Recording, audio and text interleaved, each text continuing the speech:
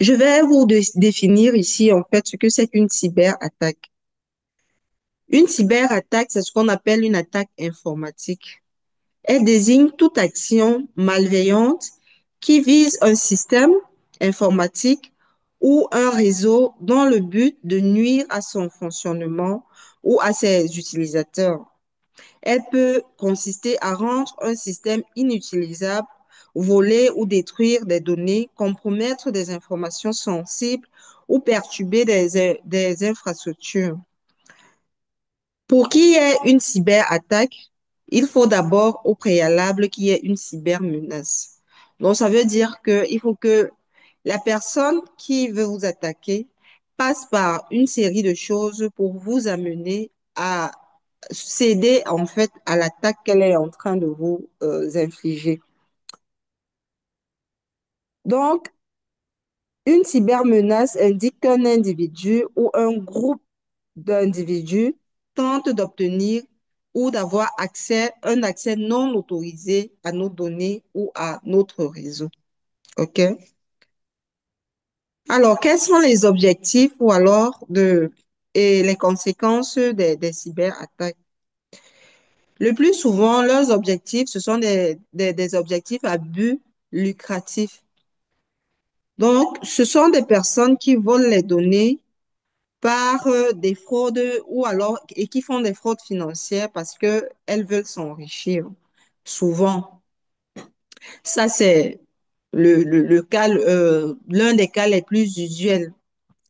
Mais l'autre cas aussi, c'est de l'espionnage, comme j'étais en train de le dire tout à l'heure. En fait, les personnes collectent les données de manière illégale et prennent vos données sensibles ou confidentielles pour les utiliser à d'autres fins. Et souvent, on parle d'usurpation d'identité. Je pense qu'il vous est arrivé sur Facebook d'avoir ce genre de situation. C'est que quelqu'un vient sur Facebook, usurpe votre identité et commence à faire des posts sur votre mur en votre nom sans que vous ne soyez au courant. Et le plus souvent, parfois, ce sont des personnes qui, tout autour de vous, se rendent compte de ce qui se passe et vous font la remarque, mais qu'est-ce que tu publies comme ça? Nous avons des personnes dans notre entourage qui ont vécu ce genre de situation et qui se sont retrouvées à avoir, par exemple, des publications pornographiques publiées sur leur mur et envoyées à leurs amis sans qu'elles ne se soient rendues compte. Donc, ce sont des choses qui arrivent souvent. Ça, c'est un cas de piratage. C'est un cas de piratage en ligne. OK? Nous avons également un autre but, c'est que ces personnes parfois utilisent, volent les données pour perturber des systèmes et atteindre à l'image d'une organisation ou alors saboter, par exemple, une infrastructure. Ça, c'est ce qui se passe beaucoup sur le plan, on va dire, organisationnel en matière de concurrence économique et marketing. Donc, c'est que certaines entreprises volent les données des autres entreprises par certains biais informatiques, sabotent leur système pour pouvoir prendre de l'avance sur ces entreprises-là. Ça, c'est ce qu'on appelle de la concurrence déloyale. OK? Et alors, les conséquences de ces machinations sont souvent lourdes, tant sur le plan économique que social, et peuvent avoir un impact durable sur les victimes, qu'il s'agisse d'organisations ou d'individus. C'est pourquoi, quand la Bible nous dit, dans 1 Pierre chapitre 5, le verset 8, de veiller et d'être sobre, parce que notre adversaire, le diable, rôde comme un lion rugissant, cherchant qui dévorer. Nous devons faire attention et prendre des mesures qui vont nous aider à nous protéger de ces choses. Alors, on parle donc de cybermenaces. Quelles sont donc les principales formes de cyberattaques et de cybermenaces que nous rencontrons le plus souvent? Nous avons ce qu'on appelle les malwares. Les malwares, ce sont des programmes malveillants comme des virus ou des chevaux de Troie. Je pense que certains ont entendu parler de ce terme des chevaux de Troie. Ce sont des virus que certains pirates ou des hackers envoient dans les ordinateurs après que vous ayez, par exemple, cliqué sur un lien exécutable qu'ils vous ont envoyé. Ils vous envoient ce genre de virus dans l'ordinateur qui paralyse vos appareils et qui vous empêche d'atteindre l'objectif que vous vouliez atteindre. OK? Donc, ce sont des programmes malveillants.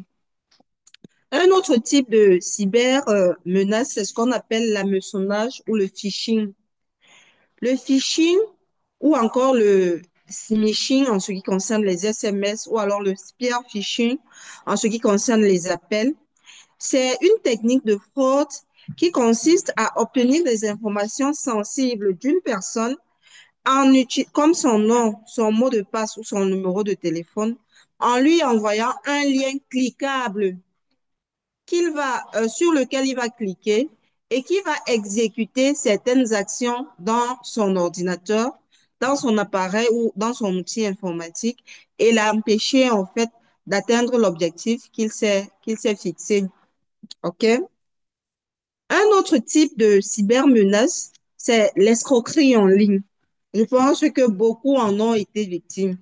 Quelqu'un se fait passer pour une autre personne qui vend par exemple un article, vous achetez un article en ligne, vous validez par un achat, mais alors vous vous retrouvez dans une situation où vous ne recevez pas l'article que vous avez commandé. Et alors, c'est ce qu'on appelle de l'escroquerie en ligne. OK? Ce sont des fraudes ou alors des faux emails qui visent à extorquer de l'argent. Parfois, cela passe également par des propositions trop vraies pour être belles. Je vais vous prendre un cas. Une entreprise, par exemple, Orange, vous envoie un email et demande et envoie un email à tous ses clients pour leur dire que vous avez gagné, par exemple, 20 euros sur ce mois-ci sur tous vos appels et envoie ça à tous les clients, par exemple, dans une zone ou dans une région bien précise.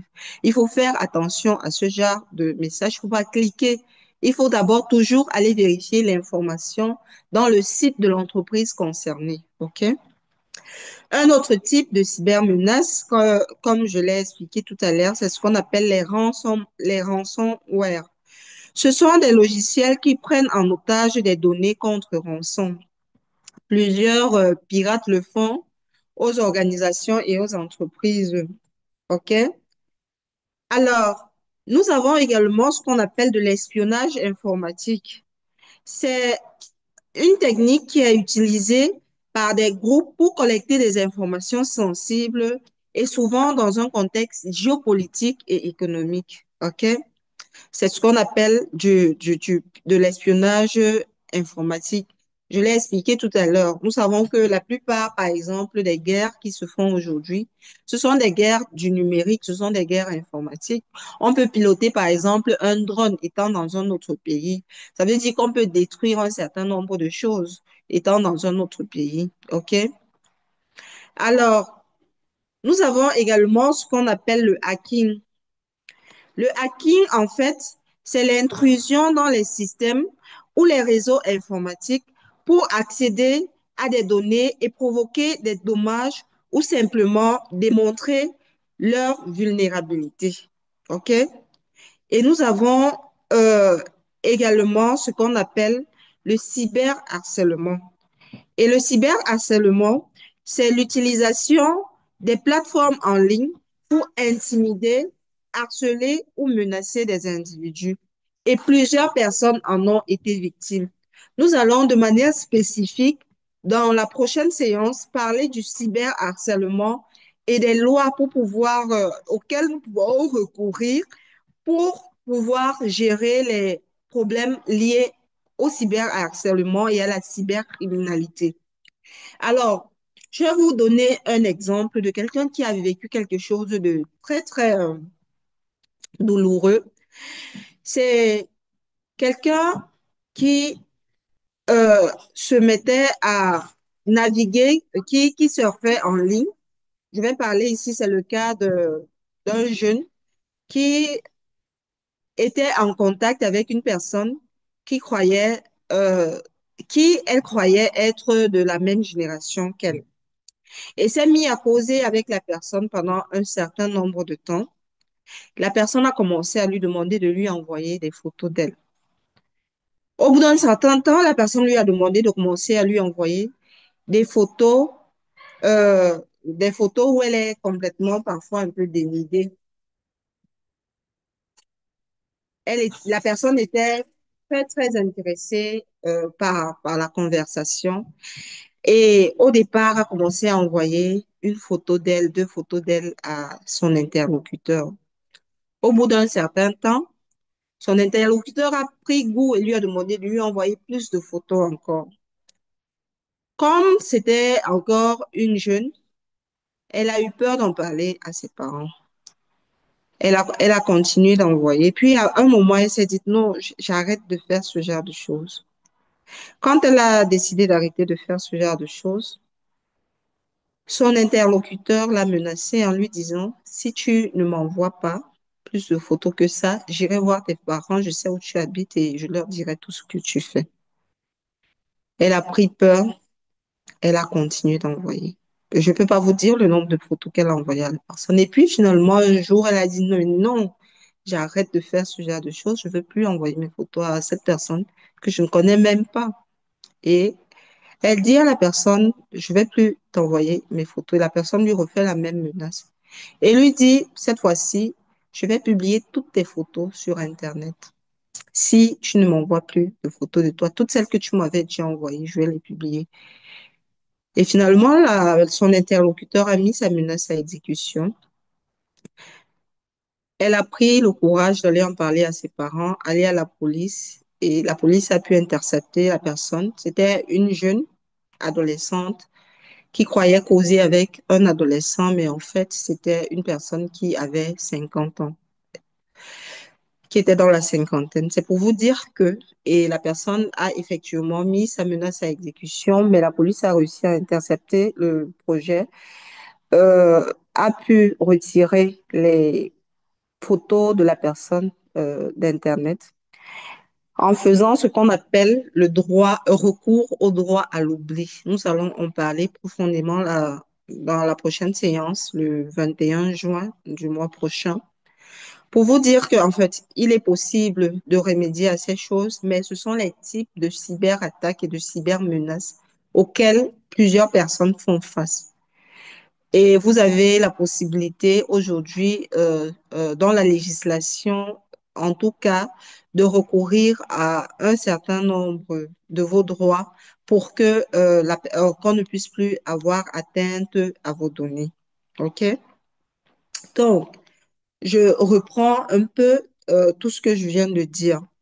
En termes de cybermenaces, nous avons ce qu'on appelle toutes sortes de phishing. C'est ce qu'on appelle l'hameçonnage. C'est l'une des méthodes les plus utilisées, qui consiste à vous envoyer un lien cliquable et qui le plus souvent est exécutable. Exécutable, ça veut dire que ça va exécuter une certaine fonction dans votre appareil, téléphone ou ordinateur, et prendre le contrôle de votre appareil. Et à partir de là, le pirate qui vous a envoyé le lien peut prendre peut avoir accès à tout ce que vous êtes en train de faire, contrôler ce que vous faites, faire même des vidéos de vous, de votre maison, de ce que vous faites chez vous, ainsi de suite. Ça se fait. Nous avons les malwares, nous avons l'escroquerie en ligne, nous avons l'espionnage informatique, nous avons le piratage et aussi le cyberharcèlement. OK? À ça, s'ajoutent certaines autres formes de cyberattaques qu'on appelle les exploits 0D, qui consistent à exploiter des failles inconnues ou non corrigées, par exemple, de vos systèmes. Ça veut dire que parfois, nous ne faisons peut-être pas des mises à jour de nos systèmes et les pirates utilisent des failles qui sont laissées lors de l'utilisation des systèmes, des systèmes d'exploitation et voilà, arrive également à partir de ces failles-là à avoir accès à nos données. D'autres, voilà, s'attaquent euh, à nos mots de passe en déchiffrant ou alors en réutilisant des mots de passe faibles ou compromis. Ça veut dire qu'ils arrivent ils prennent un échantillonnage, par exemple, dans une zone bien précise, et puis ils arrivent à partir de certains codes et de certaines programmations à avoir accès aux mots de passe qui sont utilisés dans ces zones-là. Et par déchiffrage, ils commencent à tester ces différents mots de passe dans les différents systèmes qui sont utilisés. Pour signaler ici qu'en amont, sachons-le, chacun des appareils que nous utilisons a ce qu'on appelle une adresse IP. OK? C'est l'adresse qui est incluse dans tous les appareils informatiques que nous utilisons, que ce soit le téléphone, que ce soit l'ordinateur. Et dans les petits téléphones qu'on avait avant, on a ce qu'on appelle une adresse email. En fait, c'est des adresses qui permettent d'identifier et de reconnaître l'appareil informatique que nous utilisons pour accéder à Internet. D'accord? OK. Alors, je ne sais pas si jusqu'ici, par rapport à tout ce que je viens de vous expliquer, vous avez une question.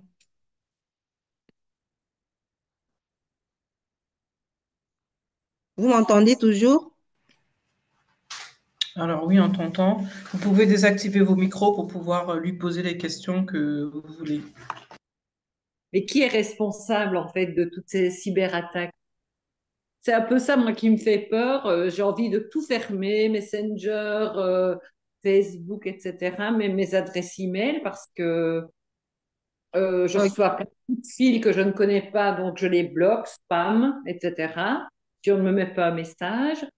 Euh, mais ça fait peur, parce qu'on n'a pas, en tant qu'individu, moi, je ne suis pas une informaticienne invétérée, mais D'accord. on- OK. J'ai compris ta question. Je vais t'expliquer et je vais expliquer à tous ceux qui sont là. Internet, c'est quoi? Internet, c'est comme un grand réseau.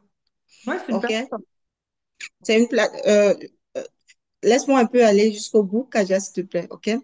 Internet, c'est comme, tu vas voir, c'est comme une grande toile d'araignée ou alors c'est comme un grand globe. Vous voyez, souvent, on représente Internet comme un grand globe. Et c'est un globe dans lequel plusieurs personnes viennent mettre les données et où plusieurs autres personnes viennent rechercher des données.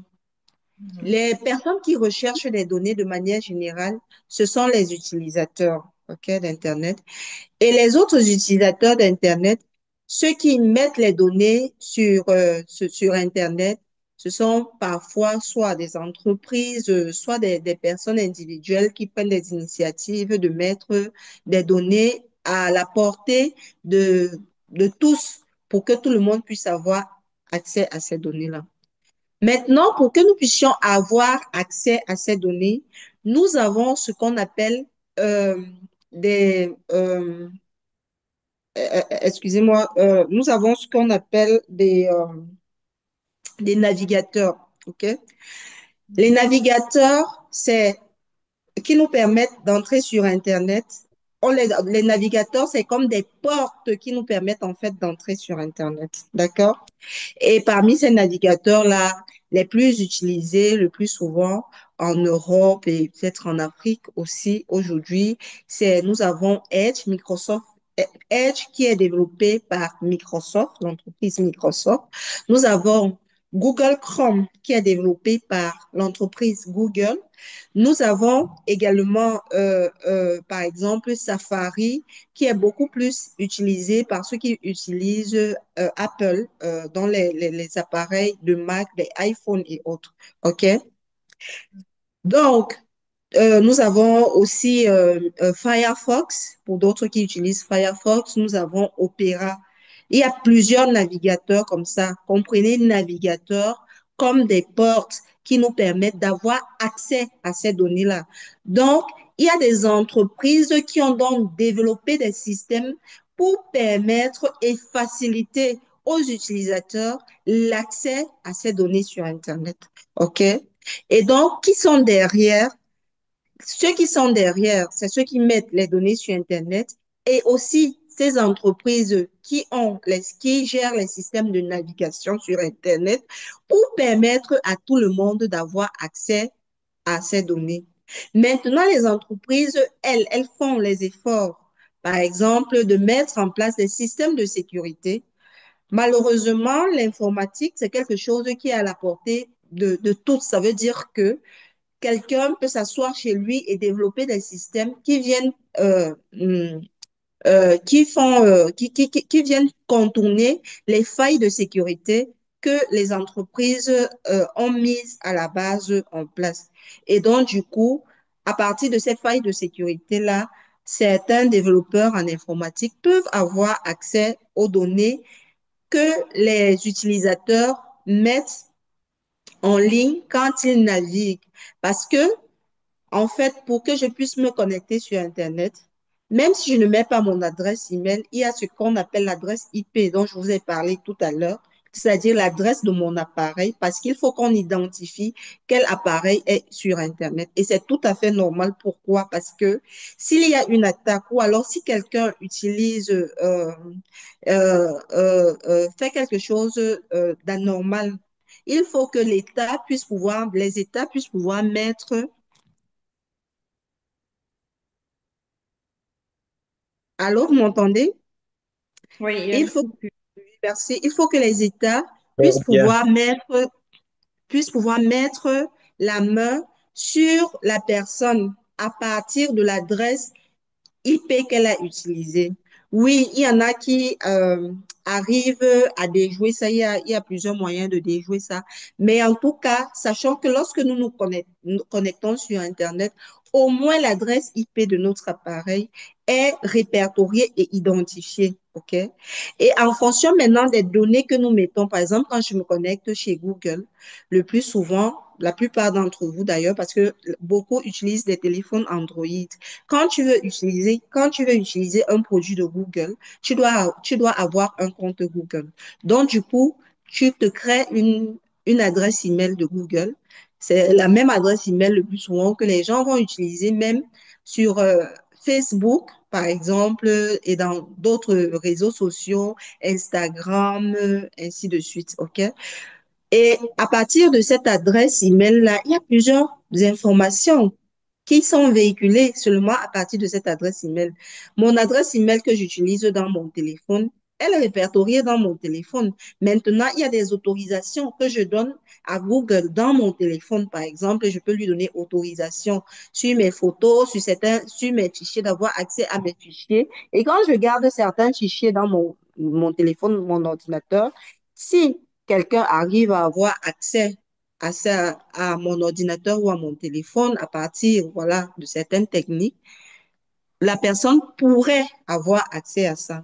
Alors, l'objectif pour moi, à partir de ce webinaire, ce n'est pas de faire peur, OK, aux usagers, mais c'est juste ici d'encourager à une utilisation sage et une utilisation beaucoup, je veux dire quoi, réfléchie et à faire attention de la manière avec laquelle nous laissons traîner parfois nos données sur Internet. OK? Donc, ici, je vous expliquais un peu la manière avec laquelle ils arrivent souvent à accéder à nos données. En fait, les différentes formes d'utilisation qu'ils emploient pour pouvoir avoir accès à nos données. D'accord? Donc, mais dis-toi, Kaja, particulièrement, parce que toi, tu es ici en Europe, c'est que il y a la RGPD, dont la réglementation générale sur la protection des données que l'Union européenne également a mise en place, qui règle quand même l'utilisation de nos données. Et que si à un certain moment, tu te rends compte d'une utilisation abusive de tes données ou si tu te rends compte des choses que tu n'aimerais pas avoir, tu as le droit d'avoir recours, par exemple, aux instances étatiques pour pouvoir, ou alors à la police. Et il y a des organes ici en Belgique particulièrement qui s'occupent spécifiquement de la cybersécurité. Et maintenant, dans la suite de ces animations que nous de ces enseignements que nous amorçons aujourd'hui, dans les prochaines, je pense que je le ferai également le mois prochain, je vais vous montrer comment limiter certains accès à vos données, notamment sur Messenger, sur Facebook, sur Instagram, sur Snapchat également, pour ceux qui utilisent Snapchat et pour certains réseaux qui sont le plus souvent utilisés. Donc, pour que les gens ne puissent pas avoir accès à vos données. Euh, je vais faire une petite parenthèse sur l'utilisation de l'intelligence artificielle sur nos données aussi à la fin de cette petite séance-ci aujourd'hui. D'accord? Alors, donc je reviens encore sur ce qui était en train d'être dit tout à l'heure. Donc, j'expliquais que nous avons plusieurs types de cybermenaces que nous avons, auxquelles nous sommes souvent exposés et que ces cybermenaces-là peuvent avoir atteinte parfois à nos données et conduire à une utilisation abusive de ces données-là par des personnes, voilà, euh, avec lesquelles nous ne voulions pas partager nos données. OK. C'est pour ça que je reviens sur le texte de 1 Pierre 5, verset 8. Soyons vigilants, soyons vigilants, soyons vigilants. OK. Alors, quelles sont donc les techniques et les outils en fait que les pirates utilisent le plus souvent? Par exemple, les pirates vont utiliser des codes malveillants qu'ils vont partager euh, entre entre les cybercriminels et qui vont réinitialiser chaque fois ou alors réutiliser chaque fois pour pouvoir avoir accès aux données. Ou encore, ils vont encore utiliser d'autres techniques d'intrusion, OK? Venir infecter, par exemple, un ordinateur, on en a déjà parlé, ou alors le rendre davantage vulnérable. Ils accèdent donc comment à nos données? Ils installent des virus et des logiciels malveillants. Ils exploitent des sites non sécurisés pour obtenir nos informations personnelles. Ils collectent des informations via des réseaux Wi-Fi non sécurisés. Je fais une petite parenthèse là-dessus. Parfois, plusieurs personnes le font, malheureusement. Ils arrivent à un certain endroit, ils n'ont pas de connexion. Ils se connectent, ce qui n'est pas mal.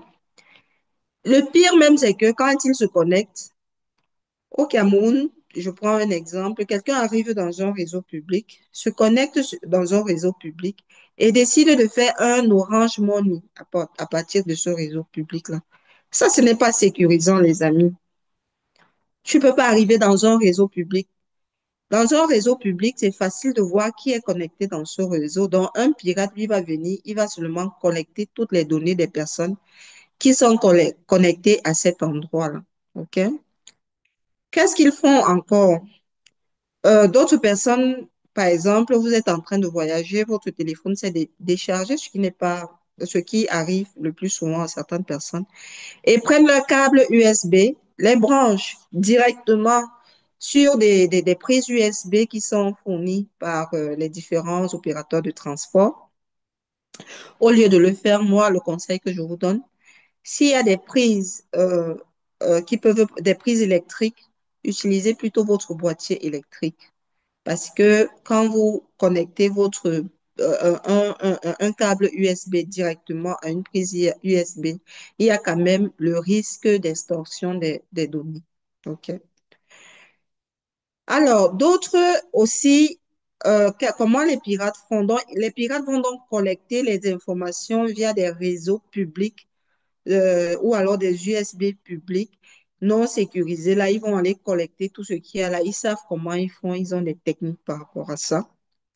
D'autres envoient des emails frauduleux.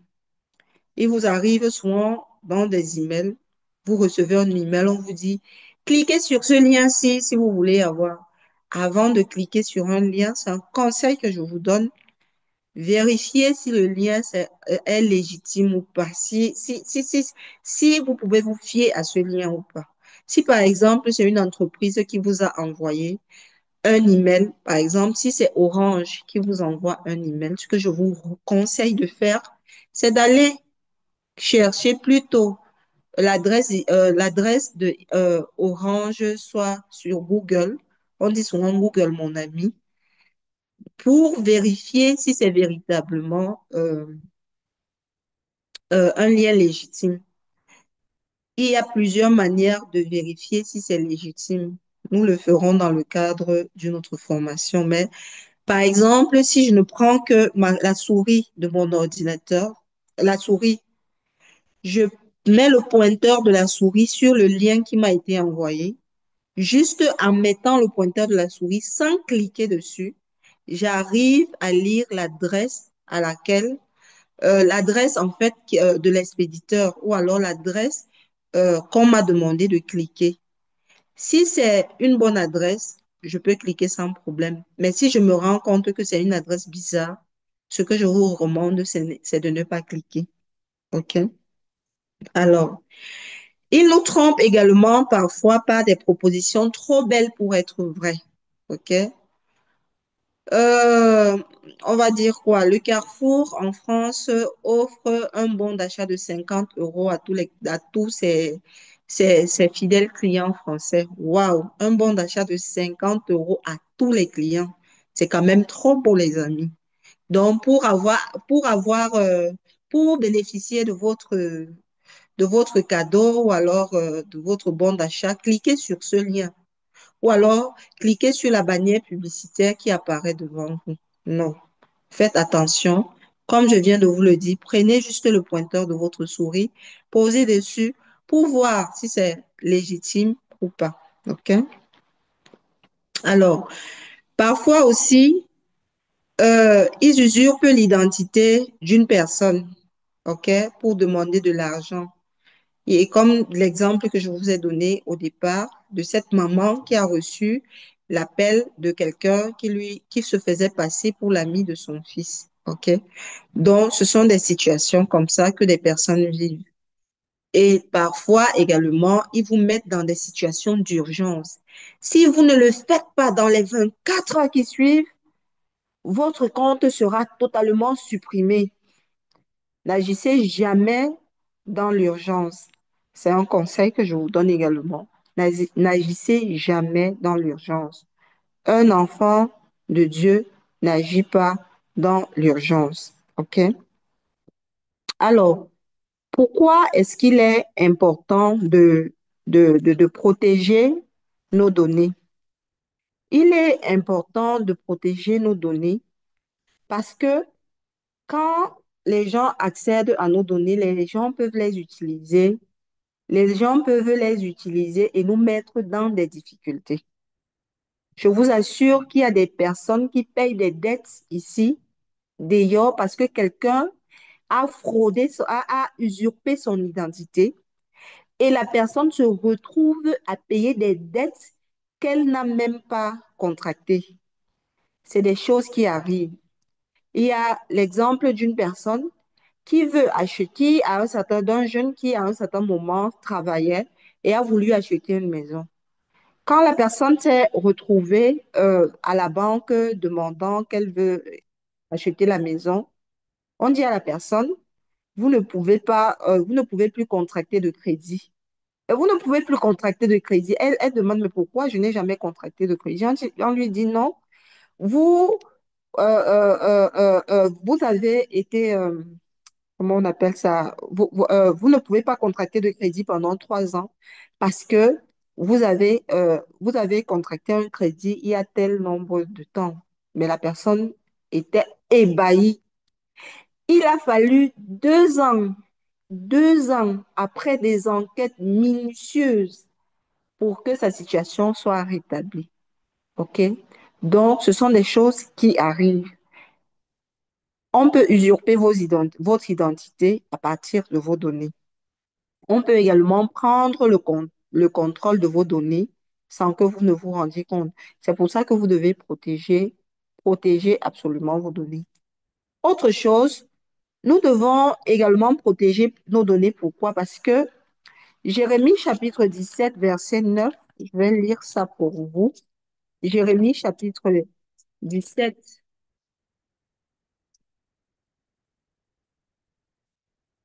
Le verset 9 nous dit ceci. Le cœur est tortueux par-dessus tout et il est méchant. Qui peut le connaître? Parce que nous avons des personnes méchantes autour de nous. Et les personnes sont méchantes à cause de l'ennemi, à cause de Satan, à cause du diable. OK? Donc, du coup, c'est nous qui sommes des victimes à la fin. Donc, faisons également attention à ça. Nous devons également protéger nos données parce que nous avons des familles, parce que nous avons des enfants. Nous avons des familles tout autour de nous. Si nous ne protégeons pas nos données, nous exposons la vie de nos enfants, nous exposons la vie de nos familles. Je vais prendre un cadre ici. Est-ce que nous savons, en fait, il y a une législation d'ailleurs qui existe à ce sujet-là, que nous violons les droits de nos enfants lorsque nous prenons leurs photos et que nous les mettons sur nos statuts, sur nos Facebook, sur partout. Les photos des enfants se retrouvent partout. Imaginez que quelqu'un fait seulement des captures d'écran des photos de vos enfants et utilise ça à des fins qui ne sont pas correctes. Qu'est-ce que vous allez expliquer à vos enfants plus tard? Ce seront des regrets que les parents auront. Faisons très attention parce que nous passons trop de temps à exposer, particulièrement les parents, la vie de nos enfants. Un enfant, c'est un cadeau de Dieu. C'est le psaume 127, le psaume 127 nous le dit. Un enfant, c'est un cadeau de l'Éternel. Et à cause du fait que c'est un cadeau de l'Éternel, nous devons le protéger. Nous avons le devoir de le faire. Imaginez un peu quelqu'un prend juste le visage de votre enfant et va mettre sur le corps de quelqu'un qui est nu. Comment est-ce que vous allez vous sentir? Vous allez dire que non, quelqu'un a usurpé ou alors même sur Facebook, on n'a même pas besoin d'usurper vos données. Ce que les gens font, c'est que, par exemple, sur Facebook, sur WhatsApp, la personne fait une capture d'écran de ce que tu as mis sur ton statut et la personne utilise ça. Faisons très attention sur la manière avec laquelle nous passons le temps à exposer nos vies, à exposer nos données, à exposer tout ce que nous faisons au quotidien dans nos vies, dans nos maisons. Et ça, je pense que nous, en tant qu'enfants de Dieu, c'est une erreur que nous commettons chaque jour. C'est pas parce que nous sommes contents, que nous sommes heureux d'une personne ou d'une situation que nous sommes obligés de l'exposer. Il y a plusieurs autres manières. Et sachant-le, les gens utilisent les données d'autres personnes à des fins que vous ne pouvez pas imaginer. À des fins que vous ne pouvez pas imaginer. On peut prendre aujourd'hui, par exemple, avec les intelligences artificielles, on peut prendre votre photo, votre image, l'animer et vous mettre dans des scènes que vous ne pouvez pas justifier après et rendre cela tellement réel. OK? Alors, comment reconnaître un message frauduleux? Comment est-ce que je reconnais un message frauduleux? Pour reconnaître un message frauduleux, de manière générale, quand quelqu'un vous envoie un message frauduleux, le message de la personne contient, si c'est un email, le message va contenir une adresse email bizarre, étrange. Ce sera une adresse bizarre. Donc, quand c'est bizarre, là, commencez à faire attention. Parfois, le destinataire va vous demander de lui envoyer de l'argent pour payer des frais. Si c'est pas une personne qui vous connaît, ou alors si c'est pas une entreprise avec laquelle vous travaillez, ne le faites pas. Parfois, l'email contient des fautes d'orthographe. Si c'est une entreprise ne vous enverra jamais un email avec des fautes d'orthographe, simplement parce que l'entreprise est jalouse de son image et donc elle prend le soin avant toute communication externe de vérifier le contenu des messages qui sont envoyés. Le message adresse des menaces irréalistes, OK? On vous dit, si dans 24 heures, vous ne faites pas ceci, telle chose va se passer pour vous, ainsi de suite. Quand vous recevez ce genre de message, restez tranquille, ne vous dérangez pas. Parfois, l'offre contenue dans le message est trop belle pour être vraie. Ça, je vous l'ai déjà expliqué. Et le message demande des informations personnelles. OK, de vous. Et parfois, le message a un caractère urgent. Alors, comment est-ce qu'il faut se protéger? Pour se protéger, utilisez des mots de passe forts. Utilisez des mots de passe forts. Par exemple, pour vos emails, aujourd'hui, on demande d'utiliser un mot de passe qui a minimum 8 caractères, avec au moins une majuscule dans l'email, avec des chiffres et avec au moins un symbole comme arrobas, un point d'exclamation ou un hashtag, dièse pour ceux qui ne savent pas. OK? Alors, vous devez également protéger vos appareils, c'est-à-dire les mettre à jour régulièrement. OK? Mettre à jour vos ordinateurs, mettre à jour les appareils que vous utilisez le plus souvent pour être à jour au niveau des sécurités que les entreprises développent chaque jour. Ça, c'est ce qui est conventionnel. OK? Conventionnellement encore, il faut, et ça, c'est un conseil que je donne aux parents particulièrement, expliquer clairement, par exemple, il y a des parents qui donnent des téléphones à leurs enfants, et parfois à bas âge. C'est un choix pour les parents. Est-ce que c'est bien réfléchi? Je ne sais pas. Mais nous allons parler également dans un autre webinaire en juillet des temps d'écran et de l'impact des écrans sur nous les humains et sur les enfants en particulier. Ici, il faut quand même définir des règles claires sur l'usage des appareils numériques avec nos enfants dans nos familles. Et ne cliquons pas sur des liens suspects. Quand on nous envoie des liens par email, par message, même SMS, ou quand quelqu'un nous téléphone, appuie sur tel, vraiment, quand quelqu'un commence à nous dire, par exemple, en ce qui concerne les banques, et ça, c'est une information que je vous donne également, c'est que aucune banque ici en Europe particulièrement et même au Cameroun, va vous demander d'effectuer des opérations bancaires à distance en ligne.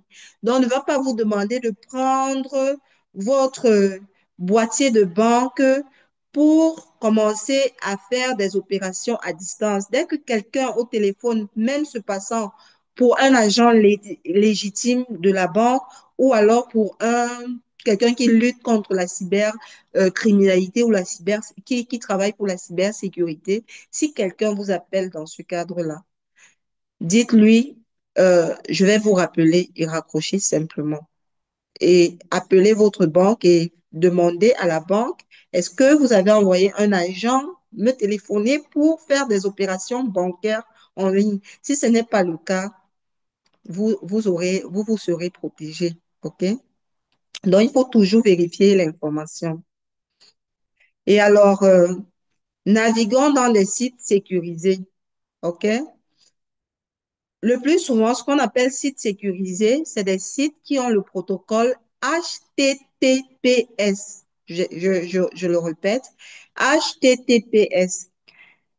Pour ceux qui ont besoin que je leur envoie par email cette formation que je suis en train de vous faire, vous pourrez en inbox m'envoyer vos adresses email et je vous enverrai la formation en PDF, d'accord? Et alors, utilisez des sites qui ont le protocole HTTPS, pas simplement HTTP, ok? Je dis bien HTTPS, pas HTTP, ok? Et alors, nous aussi, respectons les autres. On a un peu parlé du cyberharcèlement tout à l'heure, mais il nous arrive parfois nous-mêmes d'être des menaces pour les autres. Donc, évitons d'être des menaces pour les autres. Protégeons également les données des autres. Je vais nous inviter, pour finir la présentation, à lire ensemble 3 textes. Je vais lire le Proverbe 22, verset 6. Proverbe chapitre 22, verset 6. Proverbe 22, verset 6, il est écrit, instruis l'enfant selon la voie qu'il doit suivre. Et quand il sera vieux, il ne s'en détournera pas. Lorsque nous sommes avec nos enfants, donnons-leur des conseils sur l'utilisation des objets numériques. OK? Essayons d'être nous-mêmes aguerris par rapport à ça. Le deuxième texte que je vais nous demander de lire, c'est le Proverbe chapitre 27, le verset 12 qui dit ceci. L'homme prudent voit le mal et se cache. Les simples avancent et sont punis. L'homme prudent voit le mal et se cache. Lorsque un homme prudent voit le mal, il se cache, il ne reste pas, il prend des mesures de sécurité pour pouvoir se protéger. Et Éphésiens chapitre 4, versets 31 et 32. Éphésiens 4, 31 et 32, il est écrit, ça c'est pour nos interactions les uns avec les autres, que toute amertume, toute animosité, toute colère, toute clameur, toute calomnie et toute espèce de méchanceté disparaissent du milieu de vous. Soyez bons les uns envers les autres, compatissants, vous pardonnant réciproquement comme Dieu vous a pardonné en Christ. Pourquoi utiliser ce verset dans le cadre de cette présentation? C'est que parfois, il nous arrive de vouloir aller nous venger sur Internet en utilisant les données des autres. Ne le faisons pas. Qu'il n'y ait pas d'amertume dans nos cœurs. Et si quelqu'un a malencontreusement utilisé nos données sans, voilà, et que nous connaissons, nous savons qui est la personne, demandons à Dieu de nous donner un cœur pour que nous puissions pardonner à la personne. OK? Que Dieu vous bénisse. Maintenant, je vais laisser place à des questions si vous en avez. Je vous remercie pour votre attention.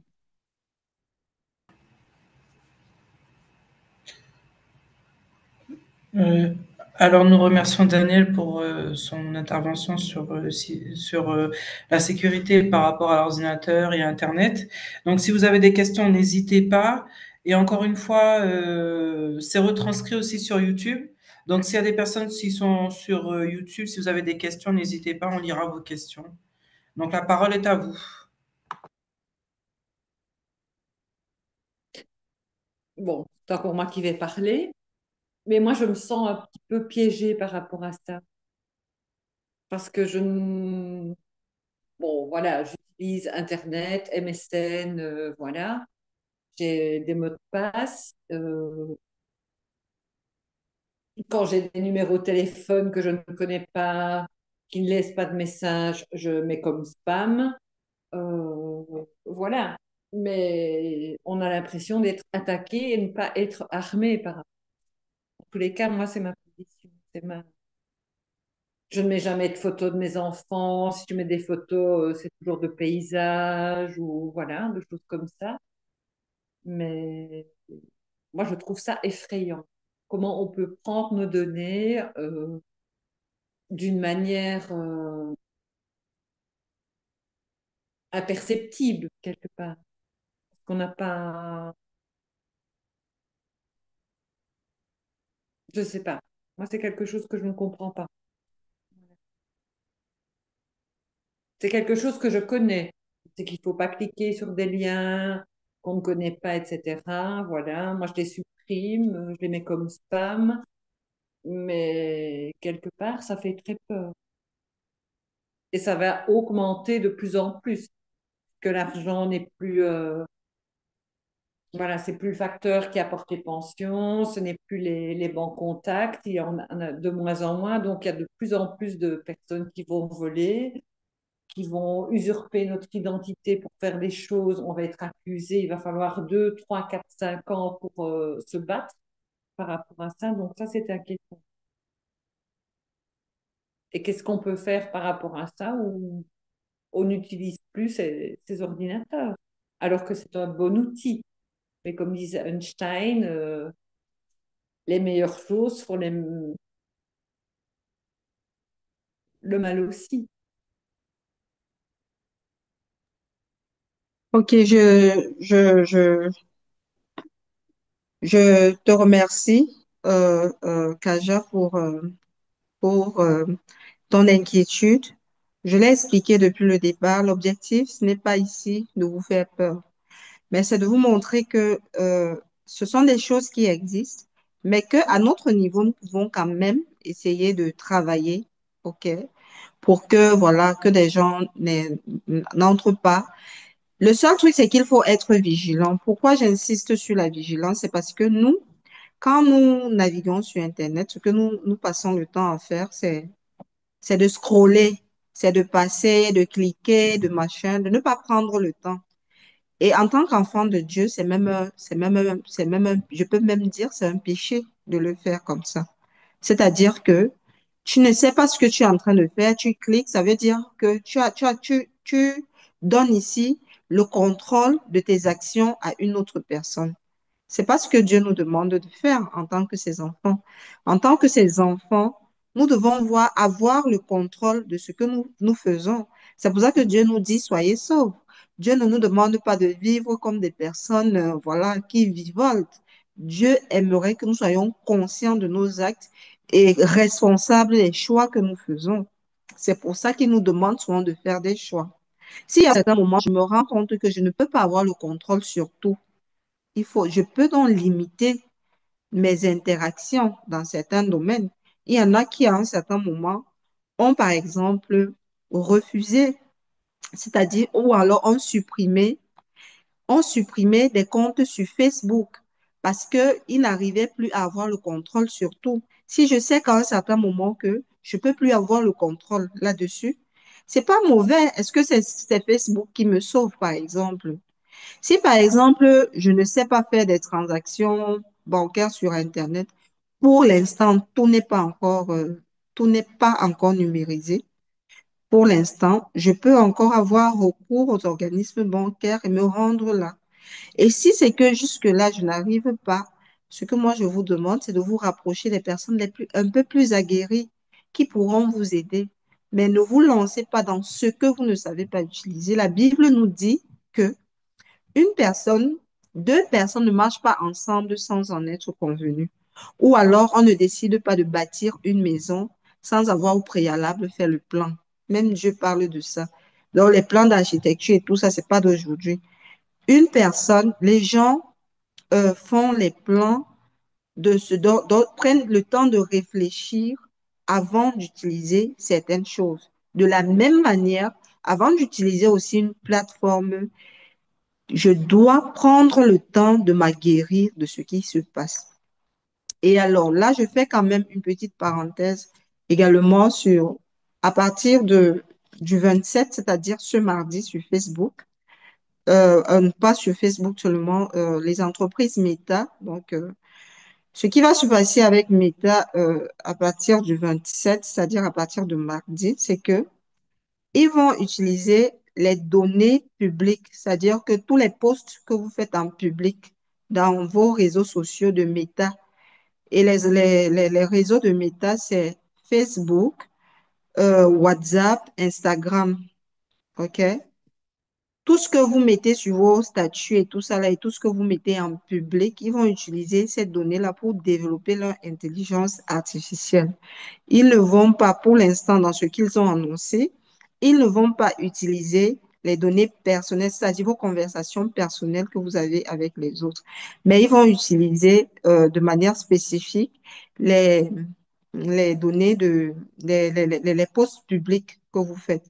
Donc, du coup, euh, sur Facebook et sur Instagram, vous avez la possibilité d'entrer dans vos paramètres, ensuite sur paramètres de confidentialité, et ensuite sur politique de confidentialité ou centre de confidentialité et cliquez sur s'opposer parce qu'il y a un groupe de personnes qui a décidé de s'opposer à ça. Vous pouvez vous opposer. On ne sait pas ce que cette opposition va donner, mais quand vous vous opposez, ils vous envoient un email confirmant que voilà, ils ne vont pas utiliser vos données donc pour l'utilisation, pour l'entraînement ou le développement de leur intelligence artificielle, OK? Et depuis un certain temps, vous vous êtes rendu compte que même sur WhatsApp, pour ceux qui utilisent les téléphones sur Android, vous avez le rond de IA Meta qui est apparu, l'icône de l'IA de Meta. C'est sur WhatsApp, sur Messenger également. et sur Instagram. Sur WhatsApp, ce n'est pas possible de le désactiver. Sur Messenger, Facebook et sur Instagram, également, c'est pas possible de le désactiver, mais il est possible de s'opposer. Cependant, le seul conseil qu'on peut vous donner pour l'instant, c'est de ne pas interagir avec, n'interagissez pas avec l'IA et ne l'utilisez pas également dans vos groupes de conversation. Ça veut dire que si vous êtes dans un groupe sur WhatsApp, n'allez pas interagir avec cette intelligence artificielle. Pourquoi? Parce que quand vous interagissez avec l'intelligence artificielle, étant dans les groupes, il a accès aux données, elle a accès aux données des autres membres du groupe. Et là, vous faites encore, vous violez en fait leurs droits à la non-utilisation de leurs données. Donc, c'était une petite parenthèse par rapport à ça. Euh, Kaja, je reviens pour te dire que nous pouvons, euh, nous pouvons avoir le contrôle de ce que nous utilisons. Donc, n'aie pas peur, mais essaie juste de t'aguerrir de comment utiliser, de ce qu'il faut faire et de ce qu'il ne faut pas faire pour une utilisation plus saine de ces, de ces outils. OK? Ce sont des outils qui aident quand même. C'est-à-dire que je vais prendre le cas. Pour beaucoup de personnes, il y en a qui sont loin de leur famille. Les réseaux sociaux permettent aux gens d'être en contact avec les personnes avec lesquelles elles ne sont pas proches. Un autre avantage, par exemple, dans les réseaux sociaux, il y a des personnes dont vous avez, pour lesquelles vous avez voulu avoir des nouvelles depuis longtemps. Parfois, je pense que Facebook a aidé certaines personnes à renouer des contacts avec ces personnes-là dans le temps. Ce n'est pas mauvais, mais c'est la façon, parfois nous les utilisons de manière excessive. Nous postons tout et n'importe quoi et voilà. Si nous ne faisons pas, si nous ne postons pas tout et n'importe quoi, si nous utilisons ça en respectant les règles d'éthique, si nous utilisons ces réseaux sociaux en respectant également les autres et en ne mettant pas nos données n'importe comment en public, sachons-le, en principe, nous ne sommes pas en danger. OK? Donc voilà, c'est ce que je peux dire. Je ne sais pas si j'ai un peu répondu à ton inquiétude, mais voilà, c'est ce que je peux te donner comme conseil.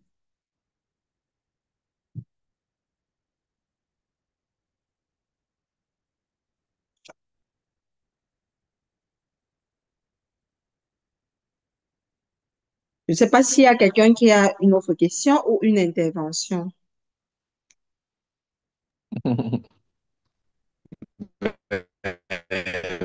Bonsoir, je vous appelle depuis, j'interviens depuis le Cameroun. Disons que ce que vous êtes en train de dire est par rapport à la sœur. Moi, personnellement, je n'utilise pas le même mot de passe pour les réseaux sociaux. C'est-à-dire que je n'utilise pas le mot de passe pour Google ou alors pour Facebook, Meta. Je ne, J'essaie d'utiliser des mots de passe différents. Et ils sont effectivement, comme vous l'avez mentionné, ils sont euh, d'une robustesse. euh, bon, peut-être parce que, mais le mot de passe doit être très complexe. Les autres, les hackers, comme on les appelle, travaillent sur nos faiblesses, c'est-à-dire que les dates de naissance, des petits trucs qui sont tels que il suffit de rester à côté de vous. On sait que l'anniversaire, c'est le 20 décembre. Alors on se dit, bon, voilà, le 20 décembre, et puis on commence à imaginer le mot de passe. Il travaille, le hacker, il travaille pour, alors on déconseille par exemple d'utiliser des anniversaires comme des mots de passe.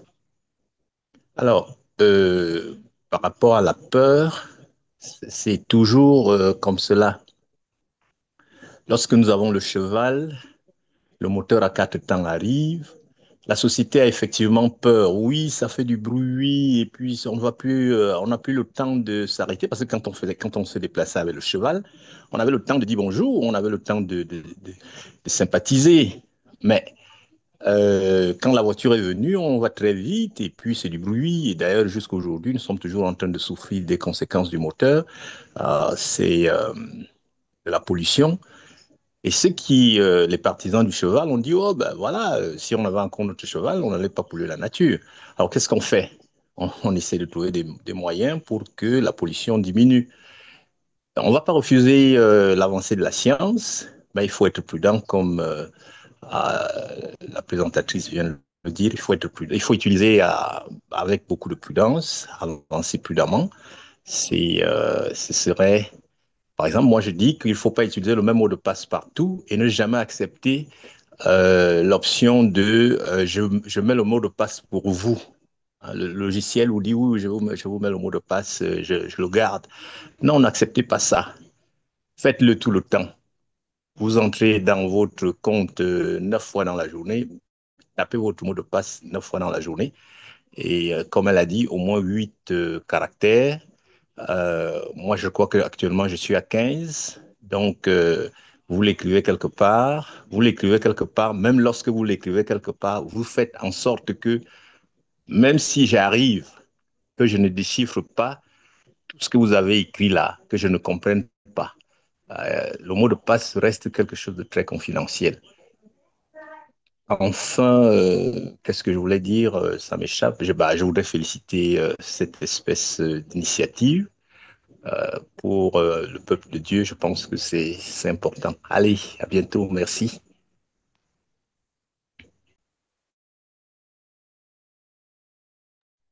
Merci, merci Dad pour voilà euh, cette euh,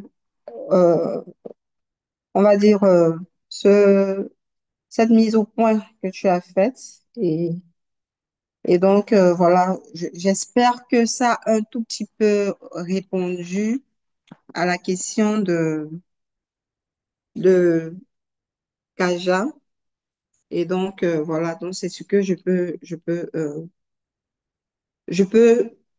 également je confirme en fait ce qui a été dit par lui, par Daniel Attendant tout à l'heure. Voilà. Je ne sais pas s'il y a une autre question, si vous avez d'autres questions.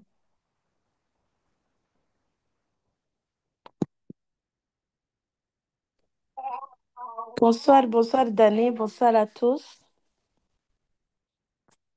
Bon, j'ai un peu suivi, mais il y a un point sur lequel je ne suis pas d'accord. J'ai l'impression que chaque fois qu'on a une cyberattaque, il y a une autre part de nous-mêmes. C'est que soit on a exposé nos données. Il y a un bonsoir, bonsoir Dani, bonsoir à laquelle je ne suis pas d'accord. J'ai l'impression que chaque fois qu'on a une cyberattaque, il y a un peu suivi, mais il y a un point sur lequel je ne suis pas d'accord. J'ai l'impression que chaque fois qu'on a une cyberattaque, il y a une autre part de nous-mêmes. C'est que soit on a exposé nos données, mais il y a un bonsoir, bonsoir Dani, bonsoir à laquelle je ne suis pas d'accord. J'ai l'impression que chaque fois qu'on a une cyberattaque, il y a un peu de passe, mais il y a un point Je pense qu'on va avoir un souci.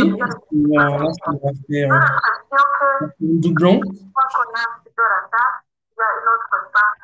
Je pense que ce qu'elle veut dire, c'est que quand on a une cyberattaque, on a l'impression qu'on est responsable de ça, alors qu'on est impuissant. C'est un petit peu la question que je te posais tout à l'heure.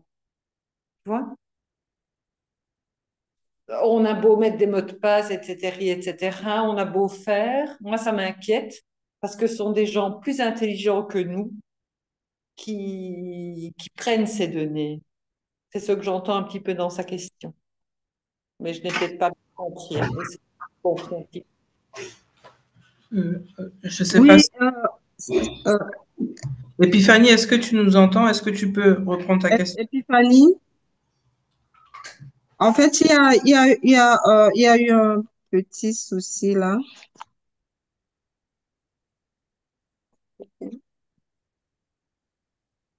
Mais j'ai un peu compris sa question.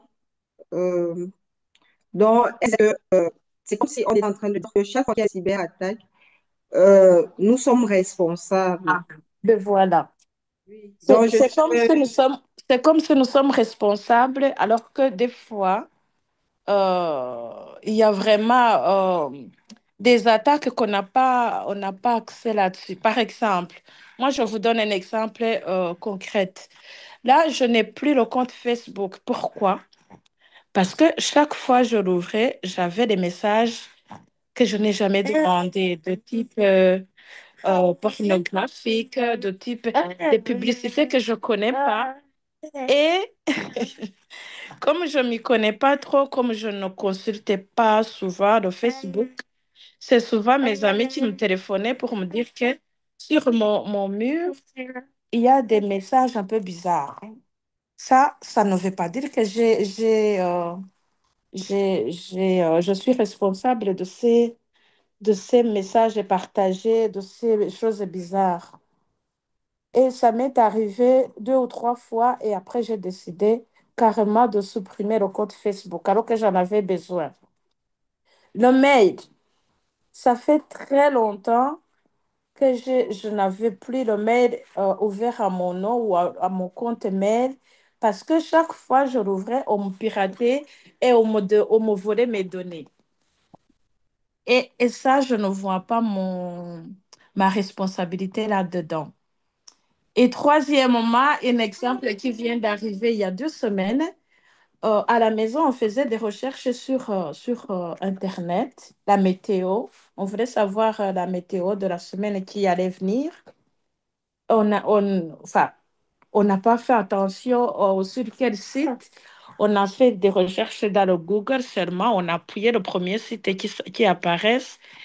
Mais directement, on nous a bloqué, on nous a imposé de donner nos données personnelles, enfin, de répondre à une série de questions pour qu'ils puissent débloquer notre ordinateur. Alors que à la base, on faisait des recherches de météo. Et ils ont bloqué l'ordinateur carrément.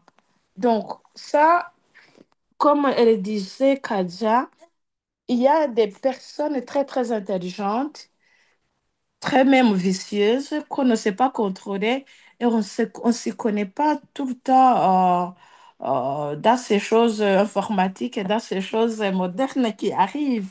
Donc, c'est compliqué, il faut accepter que c'est compliqué.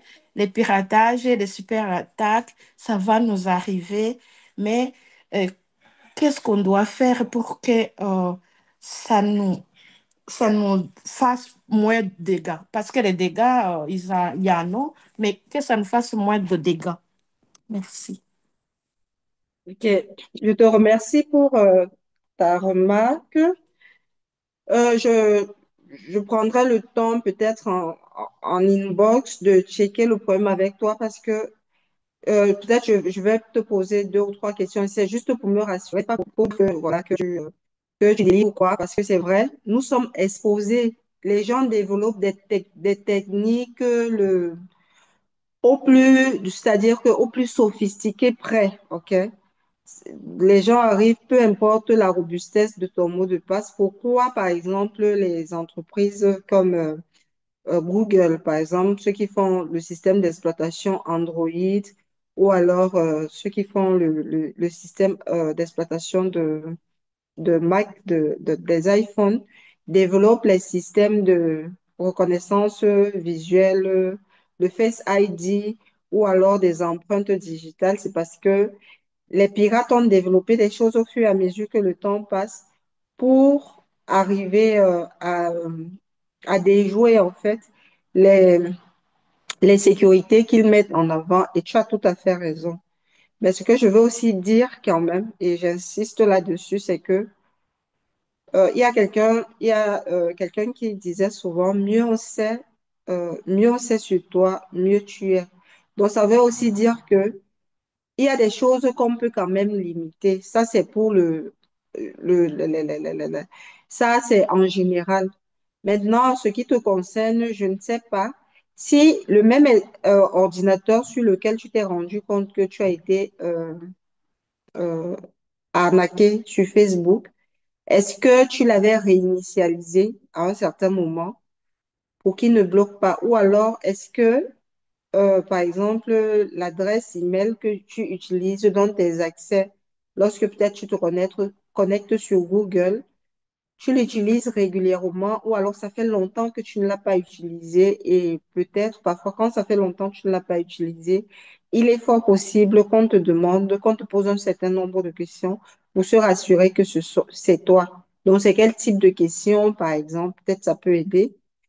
Euh, En tout cas, ce que je te donne comme conseil, c'est que si jamais je te rends compte que par le passé, tu as été piraté ou arnaqué à partir de cet ordinateur-là, ce que je te propose, c'est vraiment d'abord de conserver toutes tes données, ensuite de le réinitialiser et ça va te permettre de pouvoir refaire vivre ton appareil, quoi. OK? Et maintenant, si tu te rends également compte que c'est ton adresse email qui a été piratée, parce que parfois on peut te pourchasser même à partir de ton adresse email. Ce que je te conseille, c'est peut-être à un certain moment, si chaque fois que tu l'utilises, ça bloque, tu peux le changer. Parce que même si tu changes de mot de passe, si c'est qu'ils se sont rendus compte du nom de ton adresse email et qu'ils arrivent à déjouer les failles à ce niveau-là, ils peuvent parfois y avoir accès et venir bloquer. Donc, autant mieux peut-être tu changes d'adresse email et tu rediriges tous tes anciens emails vers cette adresse email. OK? Donc, il y a moyen de le faire, il y a des possibilités de le faire. Merci, mais il faut le savoir. Là, nous avons la chance d'avoir des informations, mais il y en a beaucoup qui n'ont pas des infos, qui ne savent pas comment faire. Par exemple, la fois dernière, là où on nous a bloqué l'ordinateur par rapport à la météo, il y a quelqu'un qui a téléphoné directement qui se nommait l'employé de Microsoft.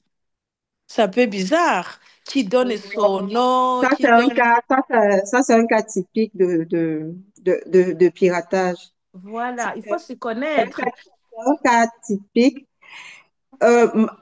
Plusieurs personnes ne sont pas informées. Bon, Hmm. je dire ici. Sachez qu'il y a des organismes, même au niveau de l'État, qui existent, auprès desquels vous pouvez vous diriger, particulièrement ici, peut-être en Belgique, je vais le dire, gratuitement, et qui sont là quand vous venez avec ce genre de questions, qui vont vous aider. OK? Dans les communes, vous pouvez vous renseigner dans les communes, par exemple en Belgique.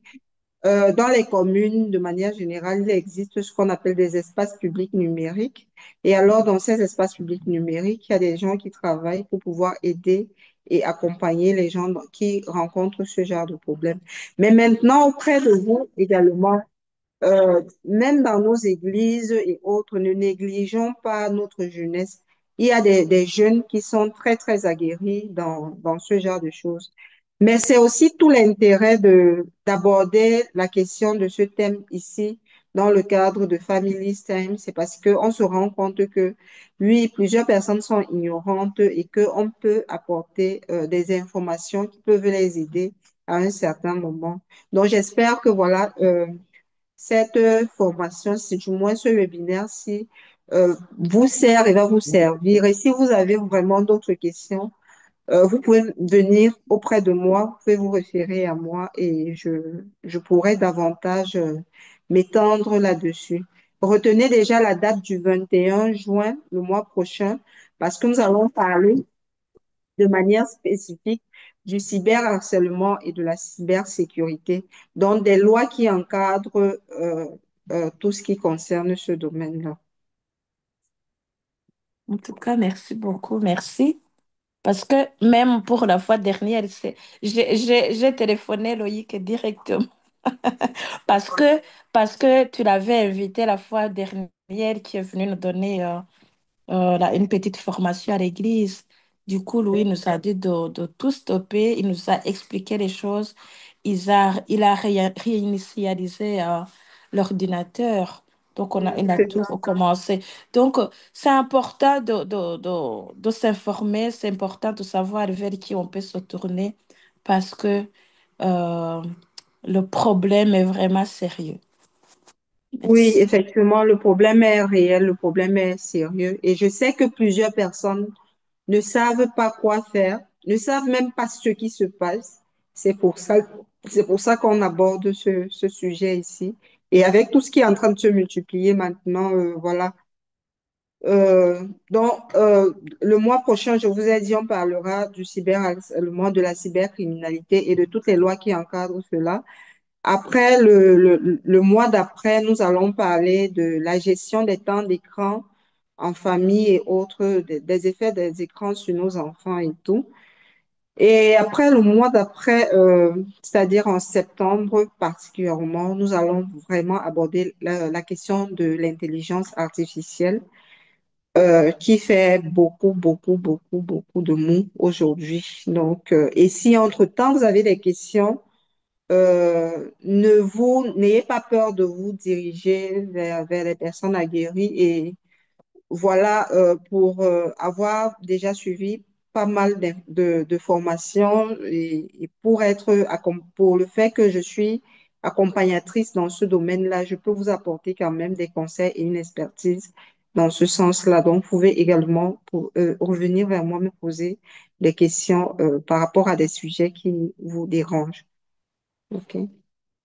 Je ne sais pas s'il y a d'autres questions. Je te remercie, Epiphanie, pour ton intervention.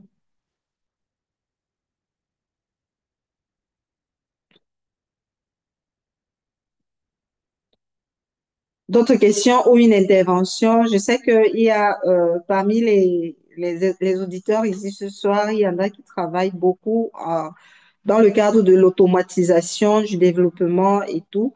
Est-ce que vous avez des conseils que vous pouvez donner à ceux qui sont ici encore, en dehors de ce que j'ai évoqué ici?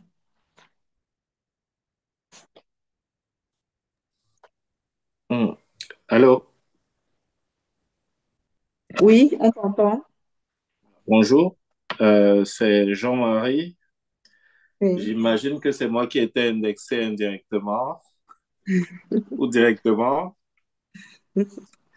Bon, concernant les outils informatiques et le piratage, je vous dirais que dès lors aujourd'hui qu'on a un téléphone à ses côtés, on peut estimer qu'on est suivi ou écouté de base.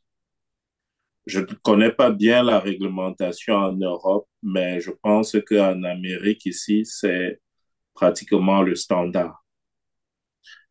Maintenant, avec l'arrivée de l'intelligence artificielle, on va dire que c'est pire parce que pour le moment, l'intelligence artificielle n'est pas vraiment encadrée par une réglementation ou de la sécurité au niveau des pratiques admises ou pas admises. Tout ce que moi je conseillerais, c'est si vous avez quelque chose de sérieux à dire, à l'écart d'oreilles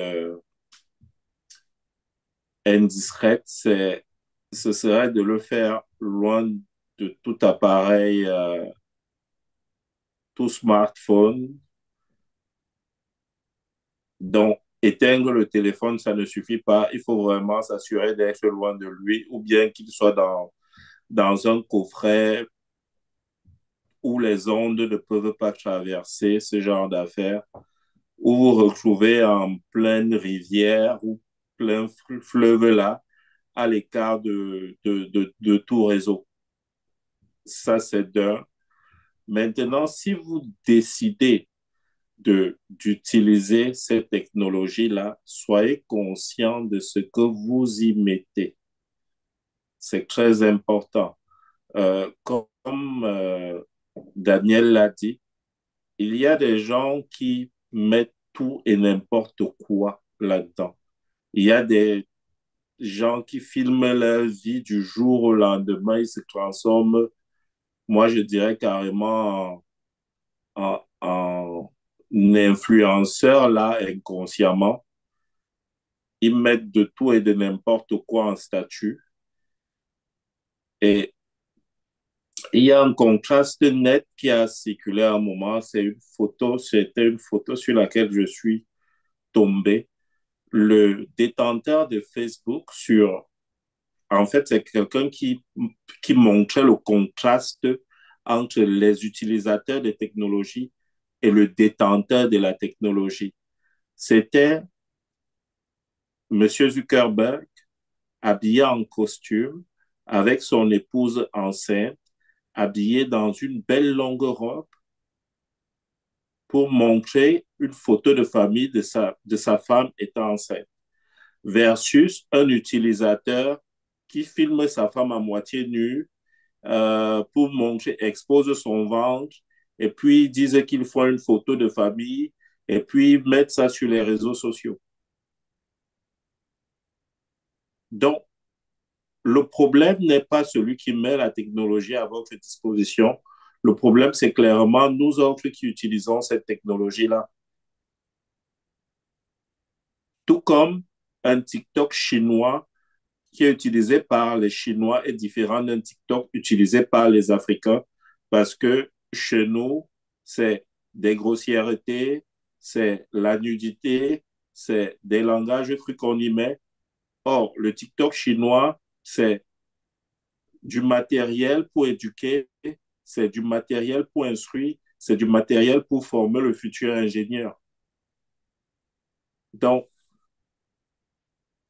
même lorsque nous choisissons de nous exposer à ces technologies, sachons bien pourquoi nous le faisons et sachons mettre des règles là-dedans.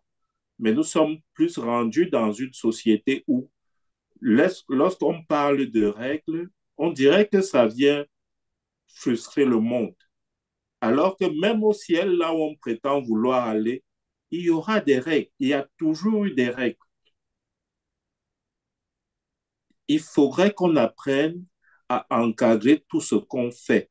Et si on n'encadre pas ce qu'on fait avec les technologies de l'information, ben, il y a quelque chose. Ou c'est nous qui sommes prêchés, ou c'est nous qui prêchons. Et, et si on n'encadre pas, ben, on aura juste ce qu'on vit aujourd'hui, une dégradation fulgurante des mœurs, parce que la technologie aussi éduque comme elle éduque. C'est tout. C'est, c'est un choix que nous devons faire chaque jour. Avoir un contrôle total et réduire. Parce que quand on parle même de technologie, on ne peut pas s'expliquer que les enfants de Bill Gates, jusqu'à un certain âge, et ils n'ont pas de tablettes. Nous, nos enfants, on dit qu'ils doivent avoir des tablettes. On ne sait pas, on n'a pas encore compris que les écrans là, il y a un mécanisme de contrôle là-dedans. À un niveau, ça abrutit même. On pense que ça rend plus intelligent, mais la créativité là, elle s'en va. On devient comme des robots qui ne pensent pas. Il y a tellement d'affaires, mais si aujourd'hui tu abordes la question sous cet angle-là, beaucoup vont te trouver rigide, mais la réalité, c'est que les détenteurs, les créateurs de cette technologie-là, eux-mêmes savent. Et généralement, même, nous ne l'utilisons pas à des fins pour lesquelles eux, ils les ont créées, ces technologies-là. Et on pense qu'on est plus intelligent. Mais bon, aujourd'hui, on ne peut que continuer à s'en mordre les doigts parce que la réalité qu'on vit aujourd'hui dans nos sociétés est tellement déplorable. On a reçu des technologies qui peuvent nous instruire, nous former, transformer notre quotidien et notre milieu de vie, mais on ne les exploite pas, sinon qu'à des bêtises. C'est tout. Moi, c'est le constat que je fais. C'est des gens qui passent le temps à mettre des statuts qui n'ont rien d'instructif, rien d'éducatif, et qui sont heureux comme ça, alors qu'il y a encore tout à faire dans nos pays. On parle de pays du tiers-monde. Donc, on a mis à notre disposition une technologie. Nous ne l'exploitons même pas pour notre propre développement. Mais on espère que quelqu'un d'autre arrive et ait pitié de nous pour initier ce développement-là. Un Chinois prend un téléphone, il pense à désosser le téléphone pour voir comment ce téléphone fonctionne, pour en reproduire d'autres.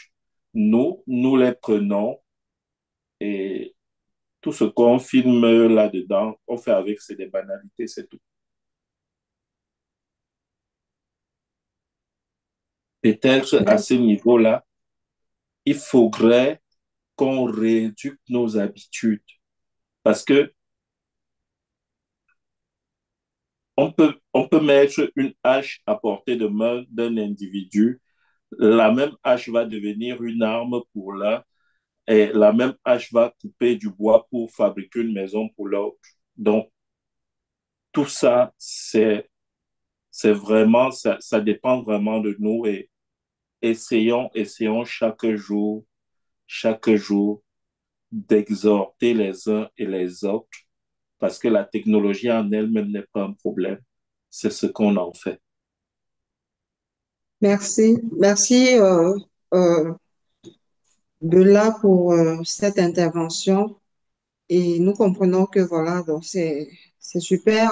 Ce sont des outils, et j'ai souvent également l'habitude de le dire aux gens. Ce sont des outils qui sont là et c'est à nous de savoir nous en servir.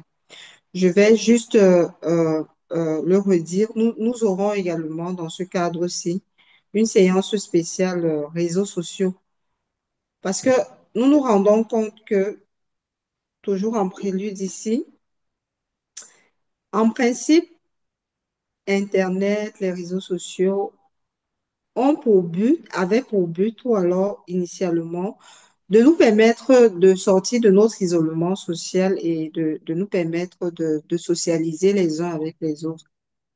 Mais dans les familles, ce qui se passe aujourd'hui, c'est que le téléphone, Internet et tout, ce sont des outils qui éloignent plutôt les uns des autres.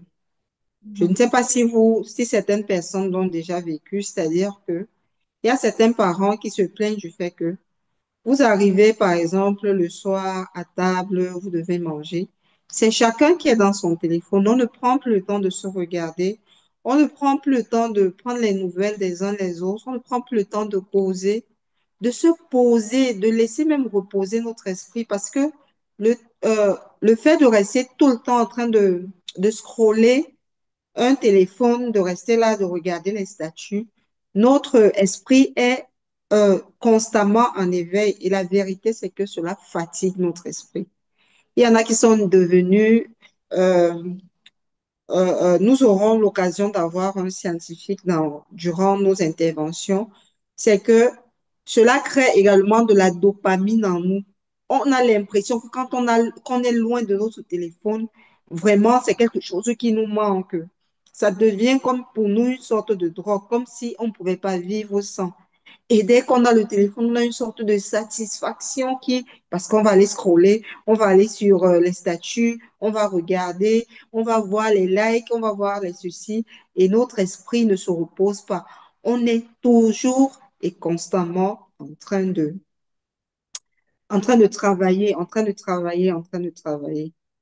Je Même pense que Dieu aimerait que nous puissions nous reposer, que nous puissions reposer également notre esprit et donc que nous puissions également faire la part des choses et prendre le temps de faire chaque chose en son temps. Oui, Kaja, tu peux intervenir. je pense que ce qu'il a dit, c'est la manière, et c'est ce que j'ai dit au début, je pense, de l'intervention, c'est un bon outil, mais en même temps, c'est la manière dont on s'en sert. Voilà, c'est un outil, on peut être en contact avec des gens du Cameroun. Moi, pour le moment, je suis en Pologne, toi, tu es en Belgique certainement, et c'est un bon outil. Mais quand je vois des amis qui sont, voilà, j'ai une amie qui a mon âge et on va à la mer, ben, elle est tout le temps sur son smartphone. Moi, j'ai mon téléphone parce que, voilà, si j'ai mes enfants qui m'appellent, je réponds, point barre. Mais si je suis avec quelqu'un, je réponds pas. Et j'avais quelqu'un qui me téléphonait, ben, je dis non, je suis avec toi, je vais pas répondre. Voilà, on est ensemble, on partage un moment. Pour moi, c'est des nuisances à la communication, à l'être humain. Voilà. C'est un outil et comme le dernier intervenant l'a dit, c'est la manière dont on l'utilise. Et je l'ai dit aussi au début, c'est magnifique d'être en connexion, mais on ne doit pas toujours être en connexion. On peut poser son téléphone et rester une demi-journée sans téléphone et pas toujours répondre. Voilà. Merci beaucoup, Kaja. Vraiment, merci. Donc, c'est comme vraiment vous le dites, c'est un outil. Et Ouais. donc, un outil entre les mains d'un humain et entre les mains particulièrement de nous qui nous réclamons enfants de Dieu. Quand tu es un Ouais. enfant de Dieu, nous devons prendre le temps de faire chaque chose en son temps. C'est vrai que ce n'est pas facile, mais c'est une prière que nous faisons parce que nous nous rendons compte que dans nos familles, ces outils sont plutôt devenus parfois la priorité pour nous que la vie, par exemple, avec nos enfants. Et nos enfants vont trouver souvent du réconfort ailleurs parce que nous ne passons pas des moments avec eux, des temps de qualité. Un enfant qui reste sur son téléphone, c'est parce que son parent, il a également vu son parent passer le temps généralement sur son téléphone. Ne nous leurrons pas. Donc, si je passe le temps à utiliser mon téléphone à côté de mon enfant, il voit ça. Il ne faut pas qu'après, j'aille lui faire le reproche parce que l'enfant copie par l'exemple. Ouais. Hélène White dit, dis-moi, tes actes crient tellement fort qu'on entend pas ce que tu dis. Donc, ça veut dire que ce que nous faisons crie tellement fort que les autres n'entendent pas ce qu'on dit parce que ce que nous faisons, les gens voient ça. C'est ce que les gens voient, c'est ce que les gens regardent. Ah non, elle fait comme ça. Si elle est quelqu'un d'exemplaire, ça veut dire que je peux être comme ça et nous sommes des exemples pour nos enfants. OK? Là, je ne parlais que des enfants, mais on a aussi nos amis, on a notre entourage. On ne construit plus des relations réelles et des relations solides avec des gens tout autour de nous. Dès que tu vas poser une question, la personne te répond en 30 secondes, mais va passer 1 heure devant son téléphone. Donc, prenons le temps de construire ces relations, de vivre le véritable amour, l'amour de Dieu, l'amour véritable. Dieu veut que nous puissions être des êtres relationnels, mais pas seulement devant nos appareils, mais avec des gens réels devant nous. Et nous savons que c'est un travail de fond que nous devons faire en nous. Nous le savons. Et c'est une prière que nous faisons. C'est que Dieu nous aide par sa grâce à, à nous débarrasser de cette addiction-là. Parce que quand ça devient une addiction pour nous, c'est comme si nous étions en train de mettre quelque chose au-dessus de Dieu. Plusieurs personnes aujourd'hui, quand elles se réveillent, ne prennent pas le temps de prier, mais prennent leur téléphone directement. Ne prennent même Ouais. pas le temps de lire leur Bible, mais vont d'abord regarder les statuts des gens ou alors regarder des messages qu'on m'a envoyé un message dans la nuit. Prenons le temps de nous lever, de prier l'Éternel, de remettre notre journée entre les mains de Dieu. C'est un effort vraiment que nous devons faire. Et il y en a qui vont dire, ah, moi j'ai tout dans mon téléphone. Non, Dieu ne nous contraint pas à ça. Parfois, le téléphone, c'est un objet de distraction. Et le téléphone également, je prends le cas du téléphone particulièrement parce que nous restons trop souvent devant nos téléphones. Le téléphone vole aussi notre mémoire parce qu'il développe ce qu'on appelle la mémoire volatile, la mémoire vive. Tandis que la mémoire morte, nous ne gardons pas assez d'informations là-dessus. Ce qui fait que, voilà, si on vient te poser la question de savoir si tu dois exhorter quelqu'un sur un sujet, tu ne te rappelles de rien parce que tu n'as pas pris le temps de lire, le temps de digérer, le temps de méditer, le temps de penser. Tu es passé dessus, allez, bam, tu es parti. Et nous savons que nous vivons à un temps où les choses sont telles que le diable rôde comme un lion rugissant. Il Et a il dit leur ça. voulait que Dieu a inscrit en nous. Mhm, Si mhm. notre mémoire n'a rien retenu, comment est-ce que nous allons nous rappeler les grâces de Dieu et l'amour de Dieu dans nos cœurs et dans C'est nos une vies? idolâtrie, on peut dire. Oui. Donc, que Dieu nous aide vraiment à laisser le Saint-Esprit inscrire sa parole en nous. C'est quelque chose qui est important pour nous. Prenons le temps de prier le matin. À l'époque, les parents prenaient le temps de s'asseoir avec leurs enfants, de prier, d'échanger sur la parole. Qu'est-ce que vous avez compris de cette parole aujourd'hui? Vous échangez et quand vous sortez de là, vous êtes content parce que vous avez passé un moment d'échange réel et les enfants ont retenu quelque chose. Et quand tu fais ça à l'enfant, quand il est encore tout petit, quand il est grand, il ne va pas s'en détourner. Mais nous, aujourd'hui, qu'est-ce que nous donnons à nos enfants comme ressources? Nous ne donnons rien à nos enfants, alors que nos parents ont pris le temps de Oui, donner des ressources pas spirituelles à déjà leurs enfants. ça. Mais je pense que maintenant, ça doit être vraiment très difficile pour les jeunes enfants. Une fois, j'ai une maman, une voisine qui m'a demandé de garder deux filles parce que elle était enceinte, le bébé ne bougeait pas. Et tout ce qu'elle voulait, c'était mettre YouTube, nanani, nanana. Mais moi, je sais pas faire tout ça. Et puis je dis, bon, allez, on va faire autre chose. On va aller chercher à manger. Maman, elle va rester un petit peu à l'hôpital parce qu'on va voir comment le bébé va. Elles étaient sans chaussures, donc j'avais mis des boots. On a rigolé, on a préparé ensemble, on a joué à des jeux. Et voilà. Mais sinon, c'est devant la TV tout le temps, quoi. Ok. Merci, merci Kaja. Allez, bonne Donc, soirée. nous voilà, oui, tu veux dire quelque chose d'autre? Ok.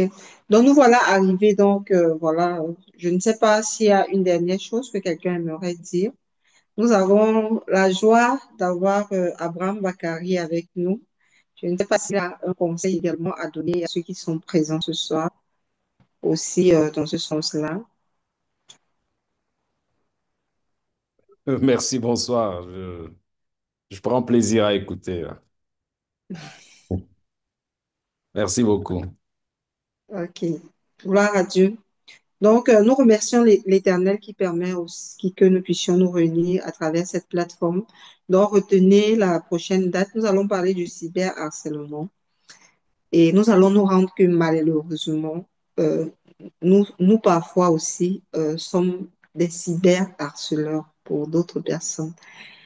Euh, je vais repasser la parole à Sandrine qui assure la coordination ce soir.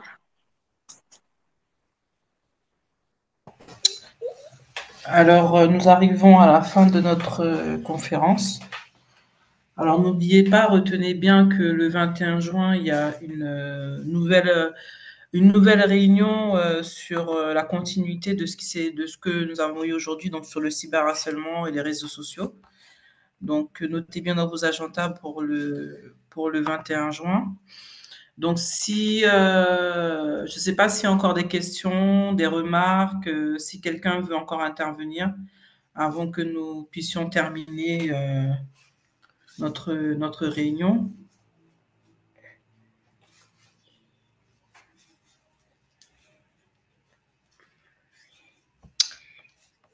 Alors, donc si personne, voilà. Donc, je pense que ça veut dire que tout a été clair ce soir, Daniel. Donc, le prochain, ça sera le 21 juin. Voilà. Donc, alors, je vais mettre un dernier chant et après, je vais demander à quelqu'un s'il veut bien de prier pour clôturer notre réunion. Alors, ah.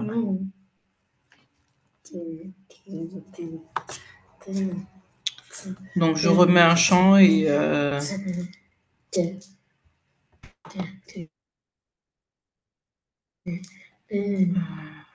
Non, depuis le début.